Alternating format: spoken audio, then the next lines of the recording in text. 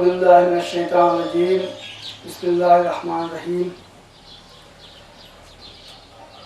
فاستجاب لهم ربهم أني لا أضيع عمل عامل منكم من ذكر أو أنثى بعضكم من بعض فالذين هاجروا وأخرجوا من ديارهم وأوذوا في سبيلي وقاتلوا وقتلوا لأكفرن عنهم سيئاتهم ولأدخلنهم جنات تجري من تحتها الأنهار ثوابا من عند الله والله عنده حسن الثواب لا يغرنك تقلب الذين كفروا في البلاد متاع قليل ثم مأواهم جهنم وبئس المهاد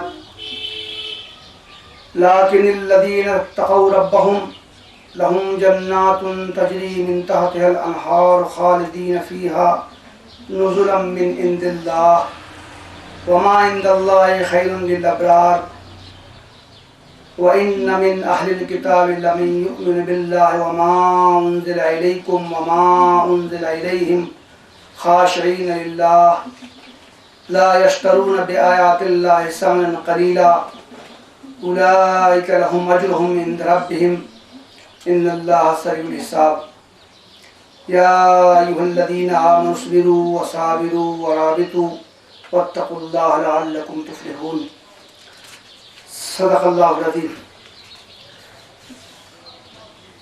محترم بہنوں بیٹیوں، یہ میں نے سورہ آل عمران کی آخری چند آیات آپ حضرات کے سامنے میں تلاوت کی. میری خواہش ہوئی کہ میں جو کچھ باتیں آپ حضرات کے سامنے عرض کروں وہ قرآن کریم ہی کی روشنی میں کروں اور اس کی آیات کی روشنی میں کروں، اس لیے کہ قرآن کریم جیسا کہ ہم سب جانتے ہیں وہ کتاب ہدایت ہے. اس میں ہمارے لیے زندگی گزارنے کا طریقہ اللہ تعالیٰ نے کھول کھول کر بیان کر دیا ہے. تو کسی موضوع پر اظہار خیال کے لیے اس سے بہتر اور کوئی صورت ہو نہیں سکتی ہے کہ اللہ تعالیٰ کی کتاب سامنے ہو اور اس سے ہم لوگ اپنے لیے رہنمائی حاصل کریں. میرے لیے انتہائی خوشی کا مقام ہے کہ میں پہلی مرتبہ یہاں کشمیر میں آیا ہوں اور آپ حضرات کے سامنے مخاطب ہوں، اور جو کچھ میرا تعارف یہاں کرایا گیا ہے اس سے مجھے جان کر بہت خوشی ہوئی کہ غائبانہ طور سے بھی آپ حضرات کا مجھ سے تعارف ہے. ایک حدیث میں ہے کہ اللہ کے رسول صلی اللہ علیہ وسلم نے فرمایا، وہ حدیث قدسی ہے. حدیث قدسی اسے کہتے ہیں کہ جو کہ اللہ کے رسول صلی اللہ علیہ وسلم یہ فرمائیں کہ اللہ تعالیٰ فرماتا ہے. اللہ تعالیٰ کے بارے میں جو بات جو قرآن کریم میں ہے اس کو تو وہ تو قرآن ہے، لیکن جو حدیث میں اللہ کے رسول صلی اللہ علیہ وسلم کے واسطے سے جو بات اللہ تعالیٰ کی طرف منسوب ہو اسے حدیث قدسی کہتے ہیں. اللہ کے رسول صلی اللہ علیہ وسلم نے فرمایا کہ اللہ تعالیٰ فرماتا ہے، وجبت محبتی للمتحابین فیہ وجبت محبتی للمتحابین فیہ، میری محبت واجب ہو گئی ان لوگوں کے لیے جو آپس میں محض میرے لیے ہی ایک دوسرے سے محبت کرتے ہیں. والمتزاورین فیہ، اور جو محض میرے ہی لیے ایک دوسرے سے ملاقات کرتے ہیں. والمتبادلین فیہ، اور جو لوگ محض میرے لیے ہی ایک دوسرے پر خرچ کرتے ہیں.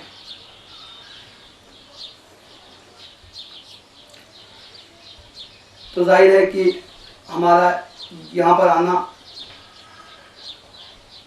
آپ لوگوں کا میری باتیں سننے کے لیے حاضر ہونا، یہ سب محض اللہ تعالیٰ ہی کے واسطے سے ہے.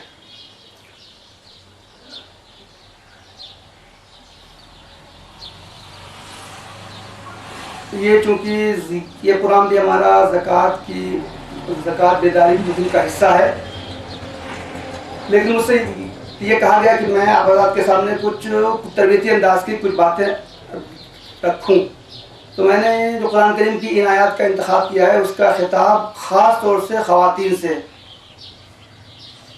اس تعلق سے ان آیات میں جو باتیں کہی گئی ہیں ان کے مخاطب تمام مسلمان ہیں، خاص طور سے خواتین ہیں۔ اس کے علاوہ قرآن کے بعد زکوٰۃ مہم کے تعلق سے بھی کچھ باتیں اگر سوالات کی شکل میں آپ حضرات کی طرف سے آئیں گی تو انشاءاللہ اس کا بھی میں جواب دینے کی کوشش کروں گا۔ یہ سورہ آل عمران کی آخری آیات ہیں۔ سورہ آل عمران کے بارے میں ہم سب کو معلوم ہوگا کہ یہ مدینے میں نازل ہوئی تھی۔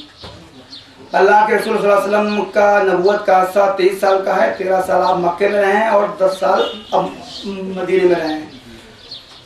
13 سال کے عرصے میں قرآن کریم کی جو صورتیں نازل ہوئی تھیں ان کو ہم مکی صورتیں کہتے ہیں، اور جو بعد میں ہجرت مدینہ کے بعد جو صورتیں نازل ہوئی تھیں ان کو ہم مدنی صورتیں کہتے ہیں۔ صورت میں جو باتیں آتی ہیں، جو مضامین بیان کیے جاتے ہیں، ان سے ان صورتوں کے نزول کا زمانہ بھی متعین ہو جاتا ہے کہ وہ صورتیں کس زمانے میں نازل ہوئی تھیں۔ اس صورت میں غزوہ بدر کا بھی تذکرہ ہے اور غزوہ احد کا بھی تذکرہ ہے، تو اس سے یہ بات متعین ہو جاتی ہے کہ یہ صورت غزوہ احد کے بعد جو ہجرت مدینہ کے 3 سال کے بعد ہوئی تھی، وہ سن 3 ہجری میں ہوئی تھی، اس کے بعد یہ صورت نازل ہوئی ہے۔ دوسری بات ہم یہ جانتے ہیں کہ مکے کے 13 سالہ دور میں مسلمانوں کا سابقہ، اللہ کے رسول صلی اللہ علیہ وسلم کا سابقہ صرف مشرکین مکہ سے تھا، جبکہ جب آپ نے جب مدینہ ہجرت کی تو وہاں چونکہ یہودی بھی آباد تھے، اس لیے مسلمانوں کا سابقہ، اللہ کے رسول صلی اللہ علیہ وسلم کا سابقہ یہود اور اہل کتاب اور مدنی زندگی کے آخر میں عیسائیوں سے بھی ہو گیا تھا۔ چنانچہ قرآن کی ان صورتوں میں اپنے انداز سے اس کے مضامین بھی آئے ہیں۔ مکی صورتوں میں یہود سے، عیسائیوں سے، اہل کتاب سے خطاب نہیں ہے، اور چنانچہ مکی صورتوں میں عقائد کا بیان ہے، توحید کا، چونکہ مشرکین سے خطاب رہتا تھا،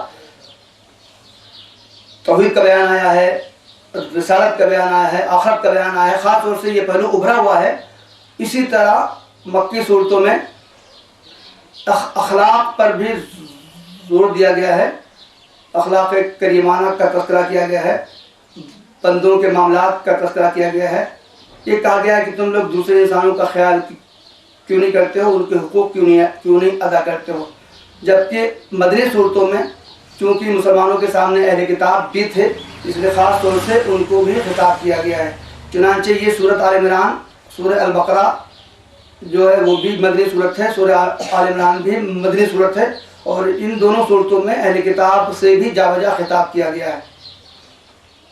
سورہ بقرہ اور سورہ آل عمران میں ایک فرق یہ ہے کہ سورہ بقرہ میں اہل کتاب، جیسا کہ ہم جانتے ہیں کہ یہود اور نصارہ، ان لوگوں کے پاس چونکہ اللہ تعالیٰ کی کتاب پہلے بھیجی گئی تھی اور انہوں نے اس کتاب کو مسخ کر دیا، اس میں تحریفات کر دی، اس کی تعلیمات میں سے کچھ تعلیمات کو نکال دیا، کچھ باتیں اپنی طرف سے اپنے خواہشات کے مطابق تھی اس میں شامل کر دیا، چنانچہ انہوں نے اللہ تعالیٰ کی کتاب کو گڈمٹ کر دیا۔ تو سورہ البقرہ میں خاص طور سے یہودیوں کو خطاب کیا گیا ہے، ان کا ماضی ان کو یاد دلایا گیا ہے، اللہ تعالیٰ نے ان پر کیا کیا احسانات کیے ان کا تذکرہ کیا گیا ہے، کس طرح انہوں نے اللہ تعالیٰ کے احسانات کی ناشکری کی اس کا بیان کیا گیا ہے، اور اس ناشکری کے نتیجے میں اللہ تعالیٰ نے اس دنیا میں بھی ان کو کیا کیا ان پر سزائیں دیں، ان کا تذکرہ بہت تفصیل سے سورہ البقرہ میں آیا ہے۔ جبکہ اس کے مقابلے میں سورہ آل عمران میں بھی عمومی خطاب بھی کیا گیا، اہل کتاب کے نام سے بھی خطاب کیا گیا ہے، لیکن سورہ آل عمران میں جا بجا عیسائیوں کا تذکرہ ہے کہ کس طرح عیسائیوں نے اللہ تعالیٰ کی نازل کی ہوئی تعلیمات کو مسخ کیا، حضرت عیسیٰ علیہ السلام جو اللہ تعالیٰ کے برگزیدہ بندے تھے، کس طرح ان کے بارے میں غلط ان کے عقائد انہوں نے اختیار کر لیے۔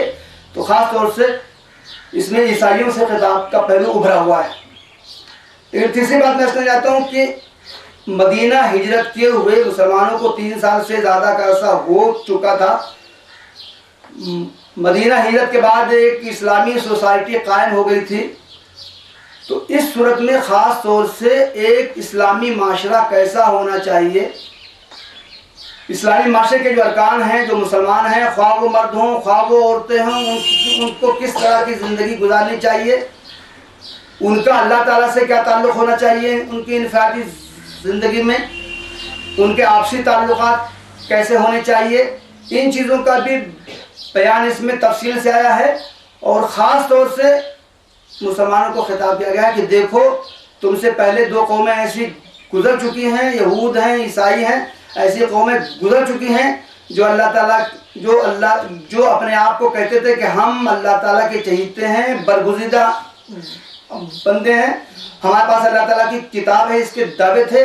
ان کے اس بنا پر وہ اپنے آپ کو دوسرے قوموں سے اشرف و افضل سمجھتے تھے، لیکن چونکہ انہوں نے اللہ تعالیٰ کی نافرمانی کی، اس کی کتاب کو مسخ کر دیا، تحریف کر دی، اپنے خواہشات کے مطابق زندگی گزارنے لگے، اس لیے اللہ تعالیٰ نے باوجود ہے کہ وہ برگزیدہ بندے تھے، باوجود یہ کہ ان کے درمیان اللہ تعالیٰ کی کتاب نازل کی گئی تھی، اللہ تعالیٰ کی کتاب ان کے درمیان کسی صورت میں موجود تھی، لیکن اس کے باوجود بھی اللہ تعالیٰ نے ان کو راندہ درگاہ کر دیا، اس دنیا میں بھی ان کے اوپر ذلت نازل کی اور آخرت میں بھی ان کا انجام عذاب کی شکل میں بہت برے انجام سے وہ دوچار ہوں گے۔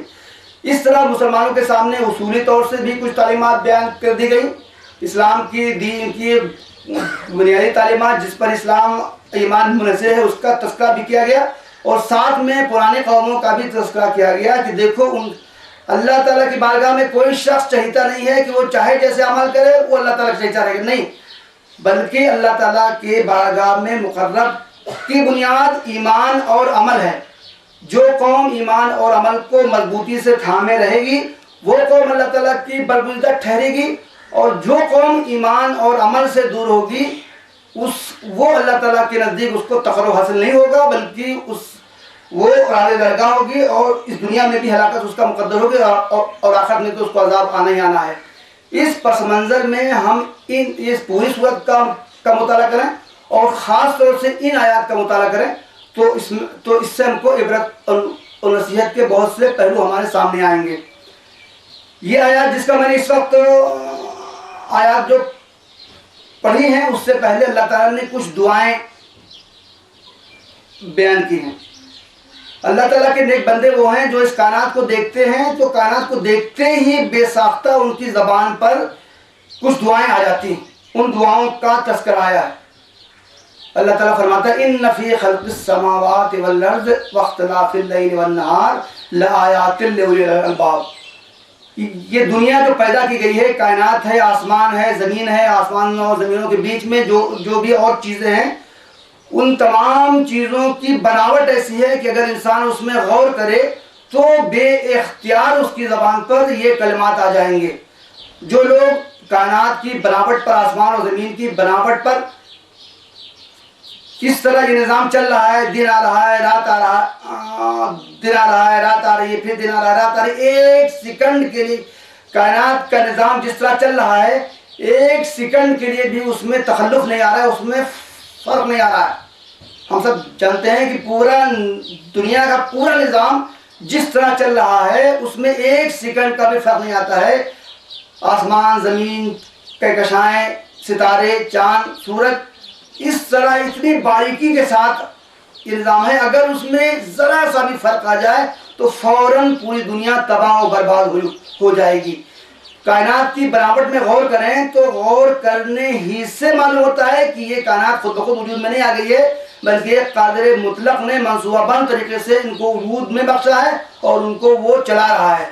جو لوگ غور کرتے ہیں ان کو قرآن کہتا ہے کہ یہ لوگ اولی الالباب ہیں، وہ لوگ عقل مند ہیں، سمن بکمن عمیون نہیں ہیں، وہ جانوروں کی طرح نہیں ہیں کہ ان کے دل ہیں جو سوچتے نہیں ہیں، آنکھیں ہیں وہ دیکھتے نہیں ہیں، کان ہیں لیکن وہ سنتے نہیں ہیں، نہیں، بلکہ یہ لوگ عقل والے ہیں۔ یہ لوگ جب کائنات کے نظام پر غور کرتے ہیں تو وہ ان کو یہ یقین ہو جاتا ہے کہ نہیں، یہ کائنات اللہ تعالیٰ نے پیدا کی ہے، بامقصد طریقے سے پیدا کی ہے، اور جس طرح کائنات کی ہر چیز اللہ تعالیٰ کے قانون کی پابند ہے، اسی طرح انسانوں کو بھی اللہ تعالیٰ کے قانون کا پابند ہونا چاہیے۔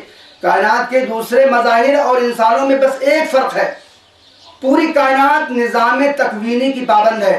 نظام تکوینی کا مطلب ہے کہ اللہ تعالیٰ نے جس ڈھرے پر اس کو چلا دیا ہے، جو کام اس کو سونپ دیا ہے، اس کو ہر حال میں خواہی نہ خواہی اس کو کرنا ہے۔ لیکن انسان کو اللہ تعالیٰ نے اختیار اور ارادہ کی آزادی دی ہے۔ انسان کے سامنے بھی اللہ تعالیٰ نے بتا دیا ہے کہ اس کا نظام یہ ہے جو اس کا پسندیدہ ہے، یہ حق ہے، یہ باطل ہے، ان کاموں کو اللہ تعالیٰ ان کاموں سے خوش ہوتا ہے، ان کاموں سے ناراض ہوتا ہے۔ لیکن انسان کو آزادی دے دی ہے کہ تم چاہو تو اس کو اختیار کرو، چاہو تو اس کو اختیار نہ کرو، تم چاہو تو اس پر عمل کرو، چاہو تو اس پر عمل نہ کرو۔ اگر تم اس پر عمل کرو گے تو آخرت میں تم کو فلاں فلاں اجر ملے گا، تم جنت کے مستحق ہوگے۔ اگر اس پر عمل نہیں کرو گے تو تم کو آخرت میں قیامت میں یہ سزائیں دی جائیں گی اور تم کو جہنم کا عذاب دیا جائے گا۔ ہر چیز اس کے سامنے کھول کھول بیان کر دی گئی ہے، لیکن اس کو ارادہ و اختیار کی آزادی دی گئی ہے۔ انسان کے علاوہ کائنات کی تمام چیزیں پابند ہیں، ان کو ارادہ و اختیار کی آزادی نہیں دی گئی ہے۔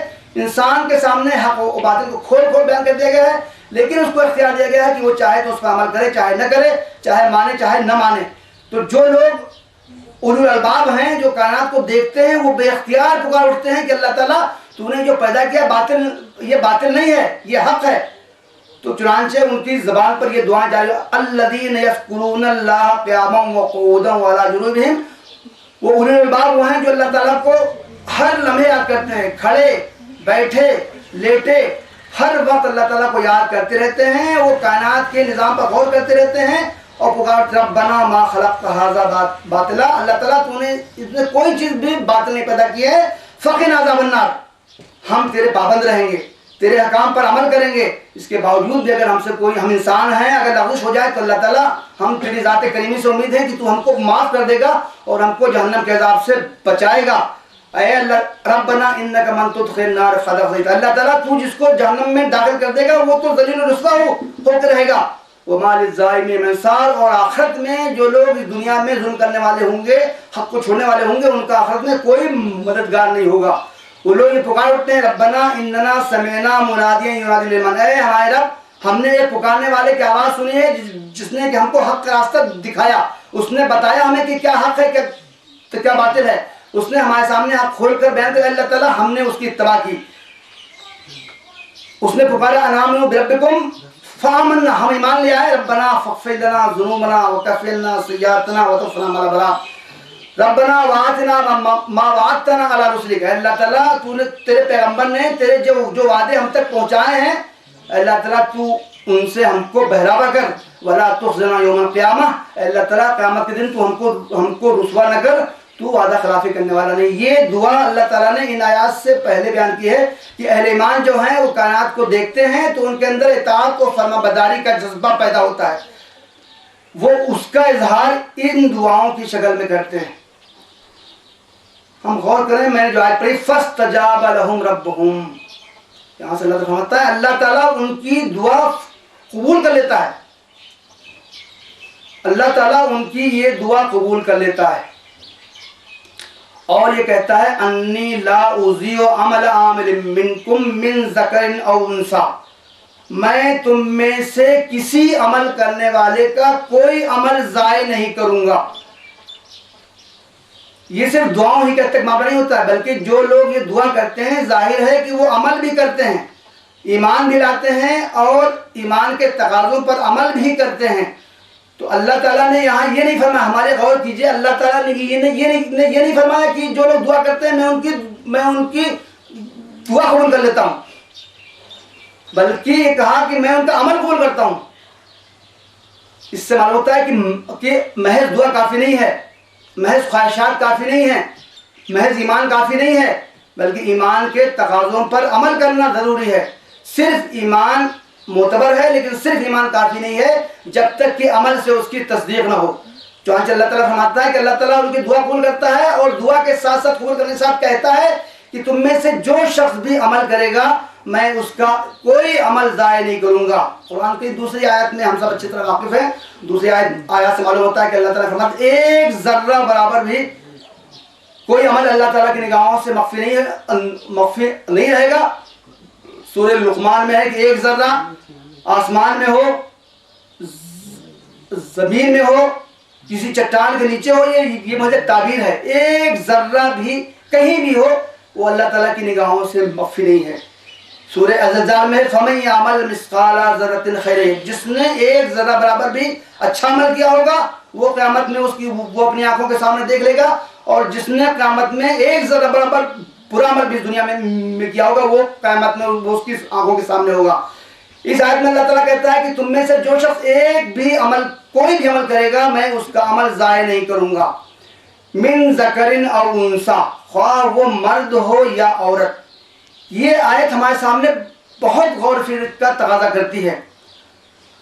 پورے قرآن کریم میں جتنے خطابات ہیں سب میں ایک ہی صیغہ استعمال کیا گیا ہے۔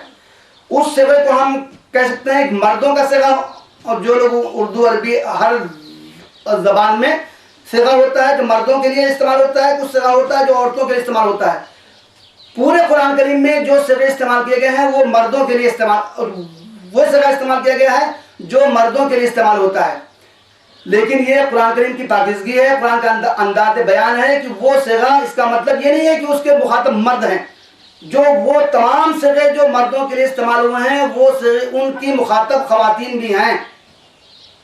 لیکن قرآن کریم کے چند مقامات گنتی کے ایسے ہیں، 3-4 مقامات گنتی کے ایسے ہیں جن میں کہ قرآن نے خاص طور سے عورتوں کا تذکرہ کیا ہے۔ قرآن کے تو اگر یہاں پر انسا کا لفظ نہ ہوتا، من ذکر انسا کا لفظ نہ ہوتا، صرف یہ ہوتا کہ انی لا اضیع عمل عامل منکم، کوئی بھی عمل کرنے والا ہے میں اس کا عمل ضائع نہیں کروں گا، تو جس طرح اس کے مخاطب مرد تھے اسی طرح اس کی مخاطب عورتیں بھی تھیں۔ لیکن قرآن کا یہ انداز بیان ہے جس کسی بات پر خاص طور سے قرآن زور دینا چاہتا ہے تو وہاں پر وہ اس بات کو اتنا کھول دیتا ہے کہ اس میں کسی طرح کی کا کوئی شک و شبہ باقی نہ رہے۔ یہاں پر مردوں کے ساتھ ساتھ عورتوں کے تذکرہ کرنے کا مقصد یہ ہے کہ قرآن خاص طور سے عورتوں کو خطاب کرنا چاہتا ہے کہ جس طرح قرآن کی تعلیمات احکام کے مخاطب مرد ہیں اسی طرح قرآن کی تعلیمات و احکام کی مخاطب عورتیں ہیں۔ کسی عورت کو اللہ تعالیٰ کی بارگاہ میں کوئی عذر نہیں رہے گا، میرے باپ سخت تھے انہوں نے مجھ کو عمل کرنے نہیں دیا، میں متقی پرہیزگار بننا چاہتی تھی لیکن انہوں نے مجھ کو روک دیا، میرے شوہر میرے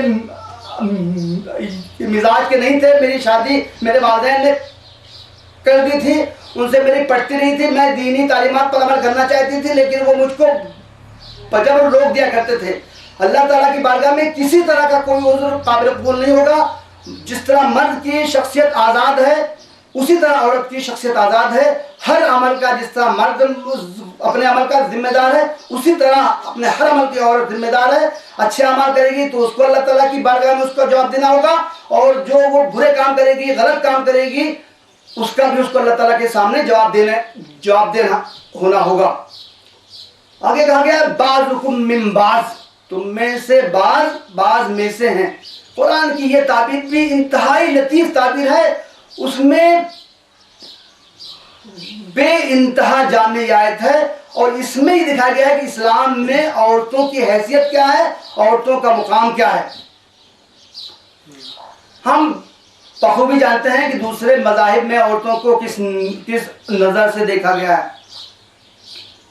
ہندو مت عورت تو شر و برائی کا پرندہ ہے۔ ہندو مت کی مذہبی تعلیماتی کتابوں میں بھی اس طرح کی باتیں کہی گئی ہیں۔ عورت نحوست کی علامت ہے، عورت سے دور رہو۔ سانپ کا کانٹا بھی زندہ رہ سکتا ہے لیکن عورت کا کانٹا زندہ نہیں رہ سکتا ہے۔ یہ تو وہ مذاہب ہیں جو گمراہ مذاہب تھے۔ جو مذاہب دینی مذاہب کہلاتے ہیں، جو اپنے آسمانی شریعت سے اپنا تعلق جوڑتے ہیں، انہوں نے بھی عورت کو وہ حیثیت نہیں دی ہے جو اس کے حیثیت حاصل تھی۔ ہم جانتے ہیں کہ بائبل میں، توریت میں جس کو کہا جاتا ہے، اس میں یہ کہا گیا کہ آدم کو گمراہ کرنے والی عورت تھی۔ شیطان نے پہلے حوا کو گمراہ کیا، حوا کو بہکایا، حوا نے آدم کو بہکایا تو آدم نے پھل کھا لیا۔ گویا کہ آدم کو گمراہ کرنے والی حوا ہے۔ اس طرح کی تعلیمات ہیں جو ہر طرح کی، یہ تو وہ ہیں جو مذاہب ہیں، چاہے آسمانی مذاہب ہوں چاہے غیر آسمانی مذاہب ہوں، یہ یا دوسرے نظریات ہوں، ہر ایک نے عورت کو حقیر چیز سمجھا ہے، اور کم سے کم یہ تو ہے کہ مردوں کا ذمیمہ و ماتحت قرار دیا ہے۔ قرآن کی یہ آیت ہمارے سامنے عورت کی اصل حیثیت واضح کرتی ہے۔ اس آیت میں یہ نہیں کہا گیا ہے کہ عورتیں مردوں میں سے ہیں، عورتیں مردوں جیسی ہیں، جیسے مرد ہیں ویسے عورتیں بھی ہیں۔ اگر یہ کہا جاتا تو یہ بات بھی غلط نہیں ہوتی، یہ بات بھی اگر کہا جاتا تو یہ کہا تھا کہ ٹھیک ہے اس میں عورتوں کو بھی مردوں کے برابر حیثیت دی گئی ہے اور کہا گیا ہے کہ عورتیں مردوں جیسی ہیں.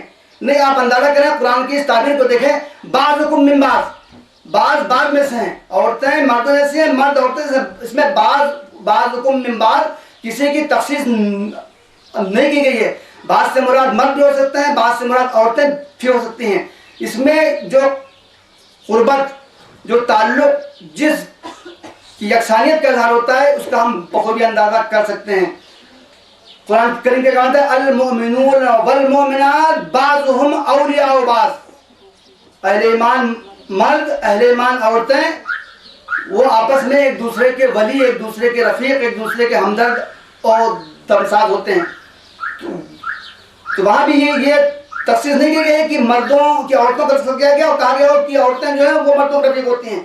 یہ تعبیر اختیار کی جاتی تو بھی اس میں شائبہ ہو سکتا تھا کہ کسی نہ کسی طرح عورتوں کو مردوں سے کمتر درجہ دیا گیا ہے. لیکن یہ طرز تعبیر اور اس طرح کی تعبیرات دوسرے مقامات پر ہیں. وہ تعبیرات واضح کرتے ہیں کہ اسلام میں عورتوں اور مردوں میں ذرہ برابر بھی فرق نہیں کیا گیا ہے، دونوں کو برابر حیثیت دی گئی ہے اور دونوں کو آزادانہ حیثیت دی گئی ہے. آگے قرآن کہتا ہے فالذین ہاجروا واخرجوا من دیارہم واوذوا فی سبیلی وقاتلوا وقتلوا. دیکھیں کتنے الفاظ استعمال کیے گئے ہیں. وہ لوگ جنہوں نے ہجرت کی، وہ لوگ جو اپنے گھروں سے نکالے گئے، وہ لوگ جو میری راہ میں ستائے گئے، وہ لوگ جنہوں نے جنگ کی اور ان جنگ میں مارے گئے. ان تمام الفاظ میں صیغہ مردوں کا استعمال کیا گیا، وہ الفاظ استعمال کیے گئے ہیں جو کہ مردوں کے لیے استعمال کیے جاتے ہیں. لیکن ان تمام صفات کی مخاطب مردوں کی طرح خواتین بھی ہیں. اور میں آپ کو بتاؤں ان تمام صفات پر عہد اول کی خواتین نے عمل کر کے دکھایا ہے، بلکہ بعض میدانوں میں خواتین مردوں سے آگے رہی ہیں. ایمان لانے والا پہلا شخص کون تھا؟ عورت تھی. اللہ کی راہ میں پہلی شہادت کس کو حاصل ہوئی؟ عورت کو حاصل ہوئی. اللہ تعالیٰ کی راہ میں اپنا کل مال سب سے پہلے کس نے نچھاور کیا؟ ایک عورت نے نچھاور کیا. ہر معاملے میں ہم سوچیں کہ عورتیں ذرہ اسلام کی شروع کی تاریخ میں کسی میدان میں کوئی عورت پیچھے نہیں رہی ہے. سب سے پہلے یہاں ہجرت کا تذکرہ کیا گیا. ہجرت میں مردوں نے کی، مردوں کے ساتھ ساتھ عورتوں نے کی، بلکہ مردوں کے مقابلے میں عورتوں نے زیادہ تکلیفیں اٹھائی ہیں. حضرت ابو سلمہ اپنے بیوی اور بچے کو لے کے ہجرت کے لیے نکلے. بیوی کے خاندان والوں نے ان کو روک لیا اور خود ان کے خاندان والوں نے ان کو روک لیا. بیوی کے خاندان والوں نے ان سے کہا کہ تم کو جانا ہو جاؤ، ہم اپنی لڑکی کو نہیں جانے دیں گے. ان کے خاندان والے آئے، انہوں نے کہا تم کو جانا ہو جاؤ، تو بچے کو تم لے نہیں جا سکتے. وہ ہجرت کرنے کے لیے وہ چلے گئے. ان کی بیوی اپنے بچے کے ساتھ روک لی گئی. تاریخ کی کتاب میں آتا ہے 1 سال تک وہ خاتون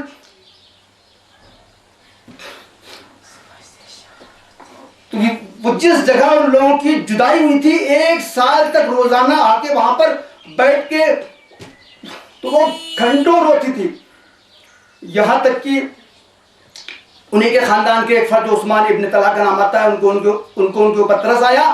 انہوں نے ان کے خاندان والوں کو منایا. پھر وہ خاتون تنے تنہا وہ ہجرت کے لیے روانہ ہو گئی. متعدد خواتین کا تذکرہ آتا ہے. صلح حدیبیہ کے بعد جب عام ہو گیا کہ لوگ ادھر ادھر آ جا سکتے ہیں، ہم کو معلوم ہے کہ صلح حدیبیہ میں مشرکین نے یہ شرط رکھی تھی کہ مدینے کا کوئی فرد اگر مکہ آ سکتا ہے تو آ سکتا ہے، اس کو اجازت ہے. لیکن مکے سے اگر کوئی فرد مدینہ جائے گا تو اس کو واپس کرنا پڑے گا. یہ شرط لکھی ہوئی تھی. اس کے باوجود بھی خواتین نے ہمت کی، تنہا وہ ہجرت کے لیے مدینہ روانہ ہو گئی. مشرکین مکہ کو معلوم ہوا تو انہوں نے پیچھا کیا. وہ مدینہ پہنچے، اللہ کے رسول صلی اللہ علیہ وسلم کی خدمت میں پہنچے. ان سے کہا کہ آپ معاہدے کی خلاف ورزی آپ کر رہے ہیں. معاہدے میں یہ لکھا ہوا ہے کہ مدینے سے کہ مکہ سے کوئی بھی آئے گا اس کو ہر حال میں واپس کرنا پڑے گا. فلاں عورتیں آئی ہیں، آپ ان کو واپس کیجئے. اللہ تعالیٰ کی حکمت سے اللہ تعالیٰ نے اپنے رسول کے دل میں بات ڈال دی. آپ نے فرمایا یہ بتاؤ اس میں کہاں معاہدہ ہے، دکھاؤ. معاہدہ جب لایا گیا تو اس میں رجل کے الفاظ تھے. رجل کہتے ہیں مرد کو. تو کہا گیا کہ جب اس میں الفاظ ہیں، جب رجل کے الفاظ ہیں، تو اس کا مطلب ہے کہ اس میں مردوں کا تذکرہ ہے، عورتیں اس سے مستثنا ہیں، اس لیے جو عورتیں آئی ہیں ان کو واپس نہیں کیا جائے گا. اس کے بعد اللہ کے رسول صلی اللہ علیہ وسلم نے ان تمام عورتوں کا امتحان لیا، آزمائش. پوچھا کہ وہ لوگ ایمان والی ہیں کہ نہیں، اللہ کا پر ایمان ہے کہ نہیں ہے. قرآن کریم میں اس کا تذکرہ ہے. وہ عورتیں اپنے ایمان میں کامیاب ہوئیں، ان کو روک لیا گیا، ان کے ساتھ مہاجرات خواتین کی طرح کا معاملہ کیا گیا. جو لوگ اللہ کی راہ میں ہجرت کریں، جو لوگ اپنے گھروں سے نکالے جائیں، جن لوگوں کو میری راہ میں اذیت ہے، جو ہم اندازہ کر سکتے ہیں صحابیات کے بارے میں واقف ہیں، کس طرح ان کو جس طرح مردوں کو ستایا گیا ٹھیک اسی طرح خواتین کو بھی ستایا گیا. مکے کے معاشرے میں لوڑیوں باندیوں کا اس وقت غلاموں کا لوڑیوں کا رواج تھا. غلام بھی ایمان لائے تھے، لوڑیاں بھی ایمان لائی تھی. جس طرح غلاموں کو شدید تکالیف میں مبتلا کیا گیا، اسی طرح لوڑیوں کو بھی تکالیف میں مبتلا کیا گیا. آزاد مرد عورتوں میں سے جس طرح آزاد مردوں کو ستایا گیا، ٹھیک اسی طرح آزاد عورتوں کو بھی ستایا گیا. تاریخ میں بے شمار خواتین کے نام آتے ہیں جن کے ساتھ اسی طرح کا معاملہ کیا گیا جس طرح کی مردوں کے ساتھ معاملہ کیا گیا تھا. وقاتلوا وقتلوا، جنہوں نے جنگ کی اور وہ جنگ میں مارے گئے. تاریخ اسلامی میں ایسی روشن مثالیں ملتی ہیں کہ خواتین نے مردوں کے دوش بدوش جنگ میں حصہ لیا. ایکٹیو جنگ میں پانی پلانا، جنگ میں زخمیوں کی مرہم پٹی کرنا، جنگ میں زخمیوں کو اٹھا کے ادھر ادھر سے لے آنا، یہ تو ثانوی کام ہے، یہ بھی بہت ضروری ہے. خواتین نے ان میں حصہ لیا ہے. لیکن وہ ایکٹیو جنگ ہوتی ہے جس میں تلوار اٹھائی جاتی ہے، اس میں بھی خواتین پیچھے نہیں رہی ہیں. متعدد ایسے خواتین کے ایسی روشن کارنامے ہیں جن سے ہم سب واقف ہوں گے.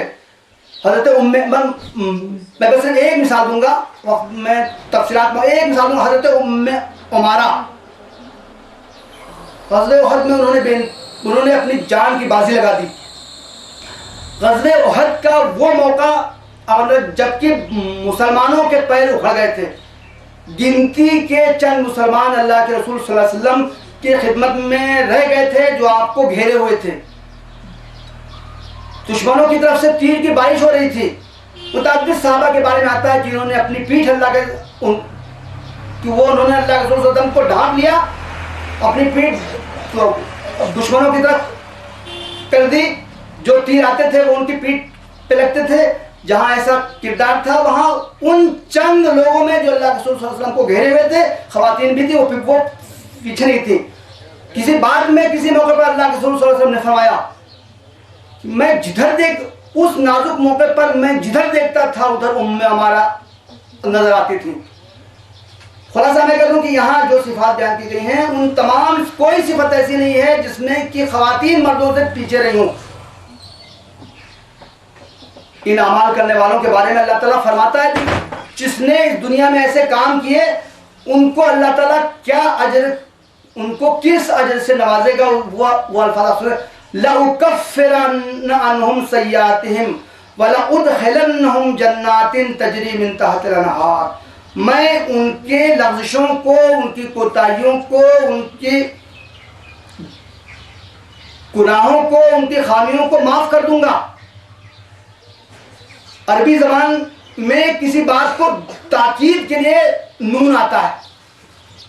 گویا یہ ان صفات کی جو خواتین ہوں گی، چاہے وہ مرد ہوں چاہے عورت ہوں، ان صفات کی جو خواتین ہوں گی ان کو اللہ تعالیٰ کیا بدلہ دے گا ان کا تذکرہ بھی آگے کی آیات میں آیا ہے. لَأُكَفِّرَنَّ عَنْهُمْ سَيِّئَاتِهِمْ، میں ان لوگوں کی لغزشوں کو ضرور بھی ضرور معاف کر دوں گا. عربی میں تاکید کے لیے زور دینے کے لیے نون آتا ہے. وَلَأُدْخِلَنَّهُمْ جَنَّاتٍ تَجْرِي مِنْ تَحْتِهَا الْأَنْهَارُ، اور میں ضرور بھی ضرور ان کو ایسی باغوں میں داخل کروں گا جن کے نیچے نہریں بہتی ہوں گی. جنت کے بارے میں یہ صفت عام طور سے قرآن میں آئی کہ وہ جنت ایسے باغات ہوں گے جن کے نیچے نہریں بہتی ہوں گی. یہ محض کسی چیز کی تعریف کرنے کے لیے، تعریف اور تحسین کرنے کے لیے یہ منظر بیان کیا گیا ہے، ورنہ جنت کے بارے میں تو آتا ہے ما لا عین رات ولا اذن سمعت ولا خطر علی قلب بشر، کہ جنت تو ایسی چیز ہوگی نہ کسی آنکھ، نہ کوئی آنکھ اس کا تصور کر سکتی ہے، نہ اس کے بیان، نہ کسی کان میں اس کی تاب ہے کہ اس کے بیان کو سن سکے، اور نہ کسی دل میں اس کا خیال بھی آ سکے۔